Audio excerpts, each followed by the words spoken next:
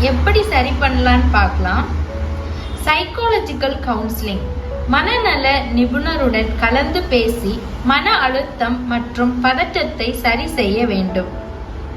Caffeine கலந்த tea, coffee போன்ற பானங்களை தவிர்க்க வேண்டும். சியூவிங் கம் காலையில் பயன்படுத்துவதை தவிர்க்க வேண்டும். பல்வரிசை பிரச்சனைகளை சரி செய்ய வேண்டும். பற்களை கடிக்கும் பழக்கம் மேலும் நீடித்தால் பல் மருத்துவருடன் கலந்து பேசி ஆலோசிப்பதே சிறந்தது. மவுத் கார்ட் என்ற ஒரு ரப்பர் கிளிப்பை தூங்கும் போது அணிந்தால் பற்கள் கடிபடுவதை அது தடுக்கும்.